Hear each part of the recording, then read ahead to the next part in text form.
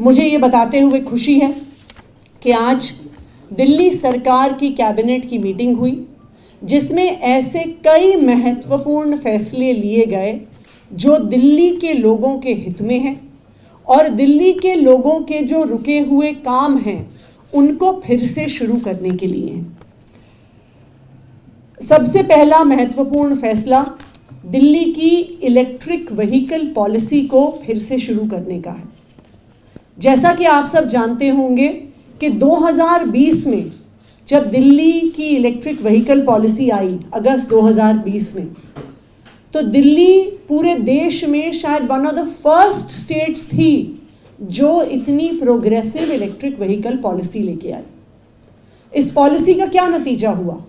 इस पॉलिसी का नतीजा हुआ कि जहां 2019-20 में 4% से कम व्हीकल्स इलेक्ट्रिक होते थे दिल्ली में, दिल्ली सरकार की ईवी पॉलिसी आने के बाद 2023-24 का अगर हम आंकड़ा देखें तो दिल्ली में टोटल रजिस्टर होने वाले सभी व्हीकल्स में से 12% इलेक्ट्रिक व्हीकल्स थे, जो हाईएस्ट इन द कंट्री है।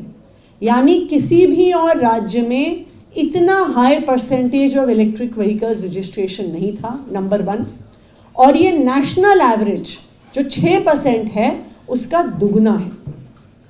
तो दिल्ली की अरविंद केजरीवाल जी की ईवी पॉलिसी देश भर में सराही गई और ये तो सिर्फ 2 व्हीलर्स 3 व्हीलर्स और गाड़ियों के लिए पॉलिसी थी।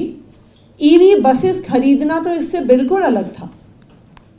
लेकिन अरविंद केजरीवाल जी को जेल भेजकर इस ईवी पॉलिसी में भी पिछले 10 महीने से अड़ंगा डाला गया। पिछले 10 महीने से जो भी कोई ईवी व्हीकल खरीद रहा है उसको उस पे सब्सिडी नहीं मिल रही है। जो भी कोई इलेक्ट्रिक व्हीकल खरीद रहा है उसको उस पर रोड टैक्स एग्जेम्पशन नहीं मिल रहा है। क्यों? क्योंकि ये पार्टियां जो खुद इतनी बढ़िया ईवी पॉलिसी नहीं ला पाई, अरविंद केजरीवाल की ईवी पॉलिसी रोकना चाह रही थी। लेकिन मुझे खुशी है इस बात की कि आज फिर से दिल्ली सरकार के कैबिनेट ने ईवी पॉलिसी स्टार्ट करने का निर्णय लिया है।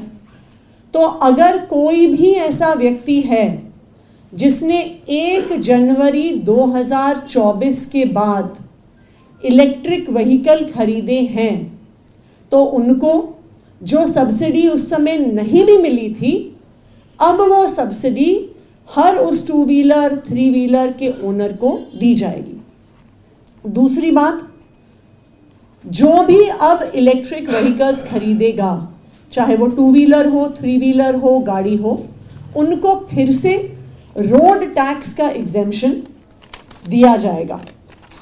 ईवी पॉलिसी को 30 मार्च 2024 तक एक्सटेंड किया गया है और मैं सभी दिल्ली वालों से ये आग्रह करना चाहूँगी कि जितने ज़्यादा से ज़्यादा लोग इलेक्ट्रिक व्हीकल्स खरीदेंगे उतना ज़्यादा से ज़्यादा दिल्ली शहर प्रदूषण से लड़ पाएगा। दिल्ली सरकार प्रदूषण के खिलाफ इस युद्ध में प्रतिबद्ध है और ईवी पॉलिसी इसका एक बहुत महत्वपूर्ण हिस्सा है।